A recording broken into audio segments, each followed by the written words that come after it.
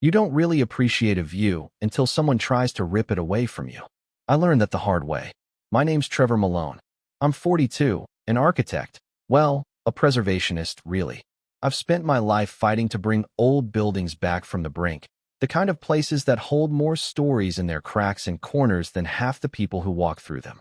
Texas has kept me busy, restoring banks, libraries, the occasional crumbling church.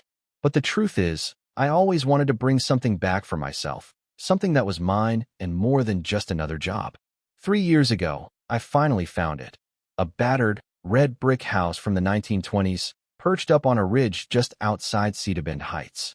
Honestly, the place looked like it had been sucker-punched by a century's worth of bad luck and even worse weather. Ivy strangling the gutters, roof sagging so bad it could have been a cautionary tale. But under all that was this quiet dignity, a stubbornness you can't fake. The house used to belong to my grandfather, way back when, before it slipped into probate limbo and got left for dead. Took every last dime I had to buy it back at auction, and then twice that to get it livable again. For 2 years, I was a man possessed. Rebuilt porch columns by hand.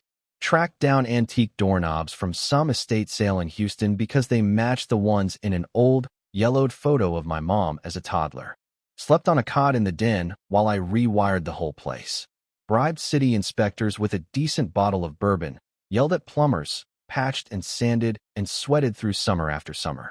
When it was finally done, I sat out on the terrace and just breathed. Sunrise over rolling hills, old pecan trees, that deep hush you only get when you've truly earned it. And yeah, the view, one hell of a panoramic. Uninterrupted, open, all mine. That's about when they showed up. Karen Galbraith, HOA president, grand overseer of all things bland and lifeless, turns up at my door in pressed linen and pearls. She hands me a folder with that smile, tight, calculated, the kind you give a stray dog right before you call animal control. She congratulates me, tells me I've done a real service to neighborhood aesthetics, then pivots. The HOA, she says, is pursuing a beautification initiative, and my property is essential to their vision. Translation, they want to bulldoze my house and slap up a row of luxury condos with a view. The view, of course, being mine. She offers $190,000 for the whole property. I laugh so hard I damn near choke. That's maybe half the value, if you don't count the sweat, the history, the view. I tell her no, and I mean it. This isn't just real estate. My grandfather built it. My mom learned to walk here. You can't put a price on that. Not if you've got a soul. Karen's smile doesn't slip, but her eyes do, like a mask cracking just a bit. She thanks me, heels clicking down my path like gunshots. The letters start the next week. Violation, trailer on gravel driveway. Curtains don't fit community standard. Grass too long. I almost laugh again, except she's serious. Except the kicker. My property isn't even in the HOA, never has been. It was carved out long ago, grandfathered in with all the stubbornness that word implies. I reply, formally, with land use maps, zoning codes, a hand-scrawled note. I don't answer to HOA bylaws. Stop trying. They don't stop. Suddenly, strangers are circling my fence, jotting notes on clipboards. My trash cans get cited. City crews arrive, random drainage inspections. Neighbors go cold. One corners me at a gas station, asks if I'm allowed to park my work truck on my own driveway. Karen, it turns out, plays a long game. They want to make my life uncomfortable enough that I'll reconsider, that I'll fold. Thing is, I don't fold. Never have. That house wasn't just wood and brick, it was a flag, my flag, stuck in the middle of their perfect symmetry, a monument to the fact that not everything fits their prefab mold. So I plant more flowers, hang brighter curtains, park the trailer in the exact same spot every day. I let them come. If they want to fight, I'm right here. But they don't negotiate.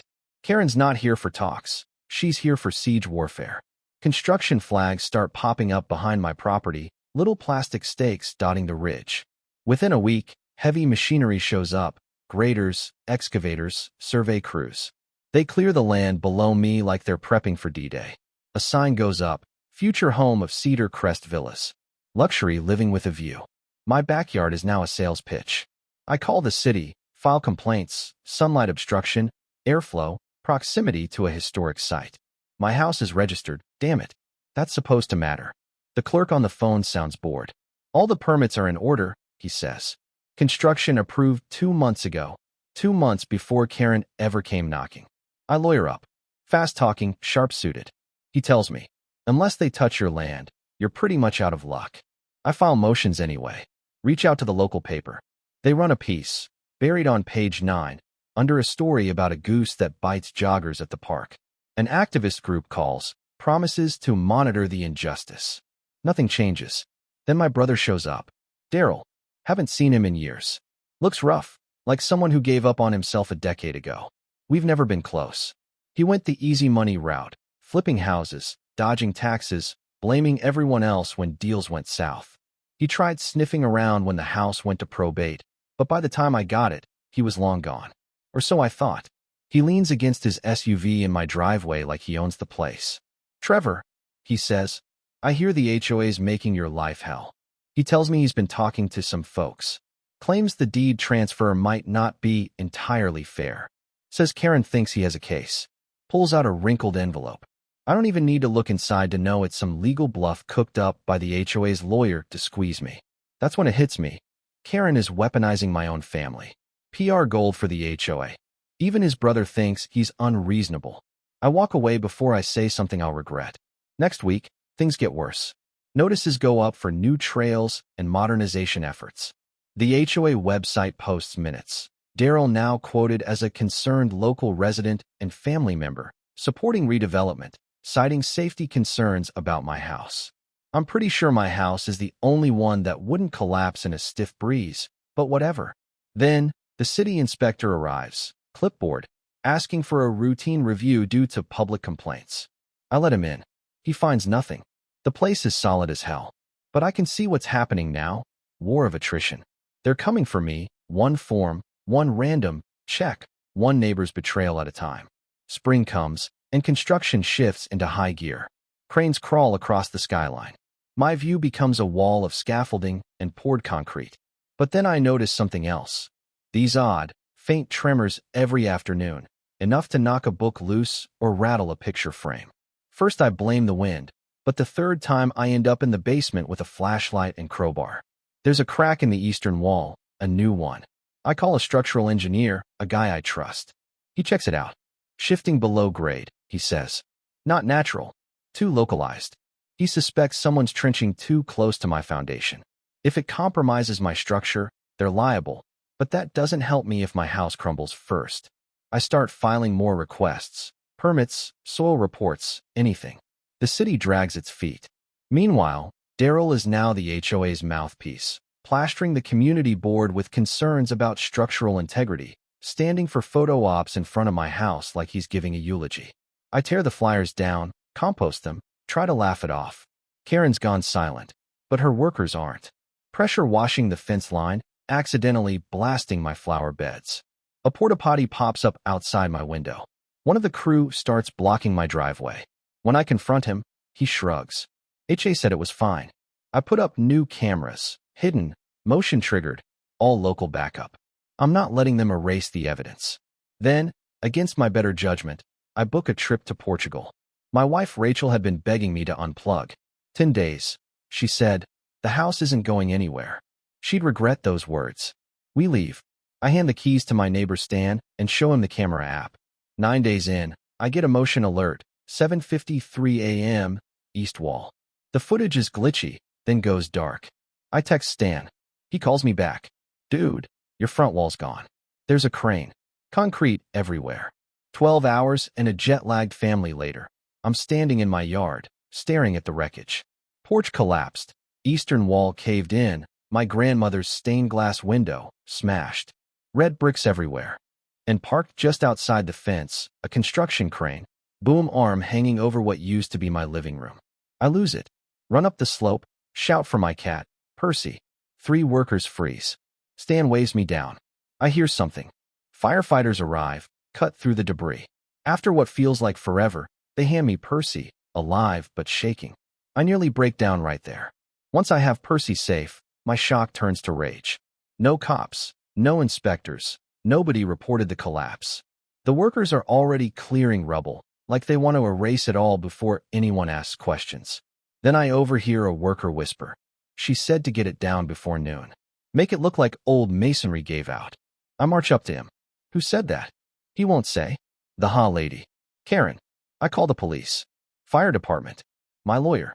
The news. Within an hour, my yard is swarming with uniforms and cameras. Karen finally arrives, faking surprise for the local news. Such a tragedy. We'd received concerns for months. I don't confront her. Not yet. I hold up a flash drive. This is footage from my attic. It recorded everything. We crowd around a laptop in the fire truck. The video isn't perfect, but the timestamp is. The crane's boom swings out. The slab drops, crashes through my house. Gasps. The cop asks for the original file. I tell him, I've got backups. 3. With timestamps synced to my phone. Karen, meanwhile, is telling the news that I agreed to voluntary demolition. I call her bluff. The cops ask for the document. She hands over a form. Signature is obviously forged and in blue ink, which I never use. The HOA has no legal authority. They get it now. But Karen isn't finished. Her attorney hands the police a flash drive. Grainy footage of me yelling at workers, cut to make me look unhinged. Only, my daughter Emma studies digital forensics. She proves it was edited, the metadata falsified, even traces it back to Karen's assistant. We walk the evidence to the detectives. Now it's fraud, evidence tampering, the works. I don't sleep that night. Not even with Percy curled up next to me. Not with Rachel's hand on my shoulder. The next morning, the case is open, the contractor's under investigation, and I hand over the untouched SD card from my camera. Full GPS logs, everything. Court day feels surreal. Karen, her 3 lawyers, all masked and no remorse. The judge sees the footage, sees the forgeries. Emma testifies, calm and direct. The jury sees the emails, Karen and Daryl plotting, money changing hands, the word impediment instead of home. The final twist? A reporter who'd caught Karen admitting, on tape, her plan to force a rezoning, to start over if she lost. The story blows up. By the time the verdict comes in, the mayor's freezing all future HOA projects. The jury doesn't even take 2 hours. Guilty on all counts, property damage, fraud, obstruction. Karen gets 7 years, no suspended sentence. Daryl disappears. I rebuild. I keep what bricks I can, turn shattered ones into a mosaic panel over the entryway, a concrete slab falling from the sky. And here's the kicker. I open the house to the public. Historical museum, architecture exhibit, and, yeah, a big old middle finger to suburban authoritarianism. School kids come, artists rent the loft, and I give tours. Out front, there's a sculpture, a slab of concrete hanging over a glass pedestal, engraved, "Know your lines." Last month, someone spray-painted "Karen was right" on my mailbox. Emma caught them in 5 seconds flat on the new cameras. We painted it back twice. You know, folks ask me all the time if it was worth it. Losing sleep, risking everything for a patch of ground and a pile of bricks. I tell them the truth. You don't really appreciate a view until you fight for it. So let's hear it. What would you have done? Where do you draw your lines? Leave a comment. Let's talk about what's right, what's fair, and who gets to decide.